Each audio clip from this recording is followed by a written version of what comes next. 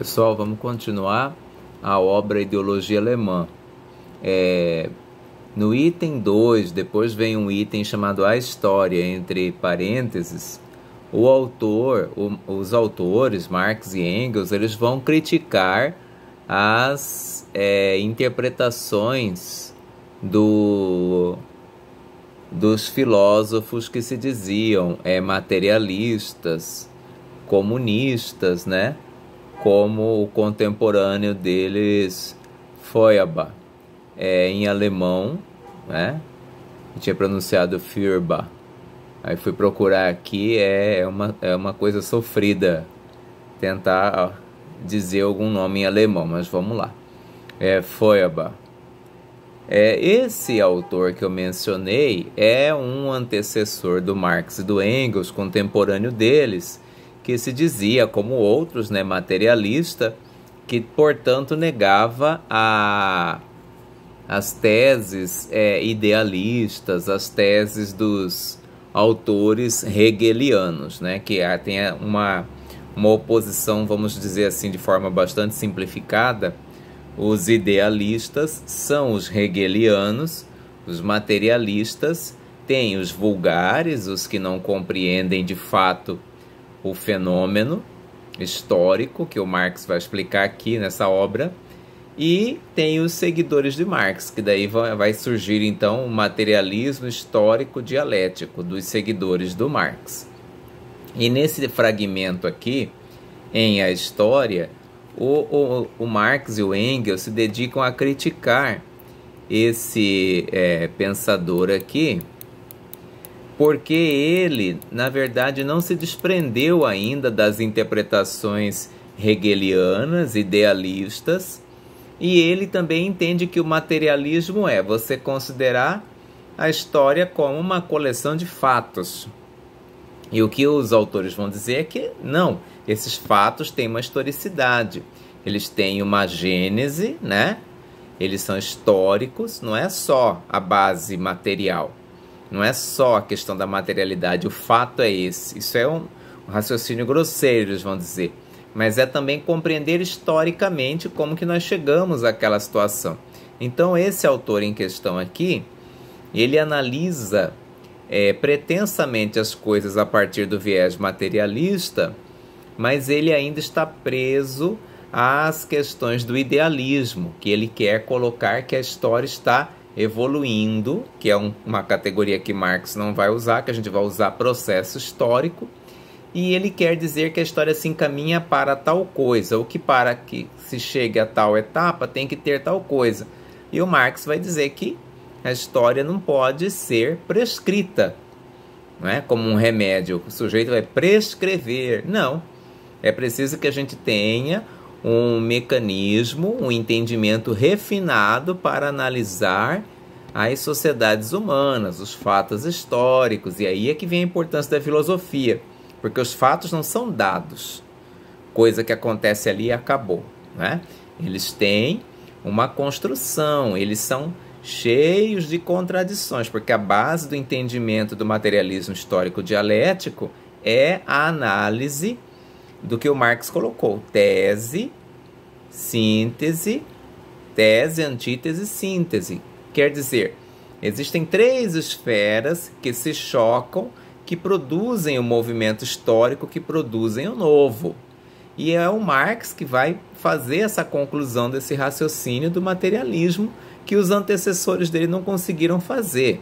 Então, quer dizer, nós não podemos imaginar que o capitalismo vai acabar no momento X, no momento Y, porque aconteceu assim ou aconteceu assado. Esses filósofos que o Marx apresenta aqui, que o Engels apresenta aqui, eles pensavam assim. Então não basta ser materialista, é preciso ter uma compreensão da filosofia, que já estava lá nos gregos antes de Cristo, para poder criar um mecanismo refinado de entendimento do fato histórico, para poder pensar como é que essas sociedades funcionaram, como é que elas se desenvolveram, por que que elas acabaram, no caso das sociedades da Grécia clássica, por exemplo, do Egito Antigo, e por que que se chegou àquele momento ali. Porque o problema da filosofia alemã, segundo os autores em questão, Marx e Engels, é que ela pensa apenas a partir da Alemanha, do homem alemão, dos problemas alemães. E há muito idealismo, quer dizer, nós somos assim, nós imaginamos assim, nós deveremos ser assim. E o Marx e o Engels vão criticar isso, porque não tem como nós temos que ser, nós seremos, nós fomos. É preciso desvincular-se dessa questão nacional para fazer a análise. E é isso que os contemporâneos do Marx aqui na filosofia não fazem. E é por isso que o autor segue criticando, porque nem o Feuerbach, nem o Bruno, nem Strauss, nem Bauer, nenhum dos outros pensadores dessa época conseguem entender que o desenvolvimento do capitalismo está ligado ao desenvolvimento da classe trabalhadora, que a classe trabalhadora, para se desenvolver, ela tem que ter uma origem. E aí ele vai dizer que essa que é a questão histórica. A classe trabalhadora não é um dado. A classe operária, a classe trabalhadora surge devido a quê? Aí ele vem estudando a Revolução Industrial Inglesa, para ele mostrar de onde é que sai essa classe trabalhadora, essa classe operária. E aí ele mostra para nós que ela é proveniente dos cercamentos dos campos, ela é proveniente das leis que estabeleciam pena de morte para quem estivesse vadiando, quem estivesse sem emprego andando pelas estradas. Então é daí que vai surgir a classe trabalhadora, do processo de cercamento dos campos, no caso da Revolução Industrial Inglesa, do processo violento das leis do Estado britânico contra os ditos vagabundos. E aí é que nós teremos os operários que vão trabalhar lá por centavos da moeda da época, porque senão seriam condenados à morte. E é esse processo que o Marx faz. Então ele vai explicar como surge a classe operária, como ela é submetida.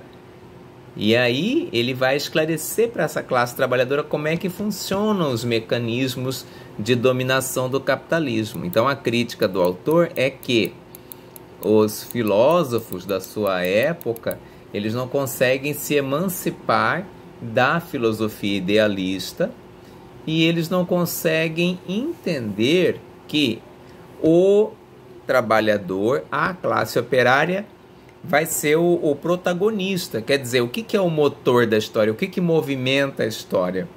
Não é Deus, não é o espírito, como diria o Hegel lá, e sim as contradições dessa sociedade. Então, o movimento da história se dá pela contradição, pela dialética entre a luta entre a classe proprietária, a burguesia, os latifundiários, os donos dos meios de produção e o trabalhador, que é a classe operária, o proletariado. Das contradições entre esses interesses surge o movimento histórico, porque se todo mundo fosse contemplado pelo capitalismo, todo mundo tivesse dinheiro, condição de consumir, não haveria razão de ser de ter a história.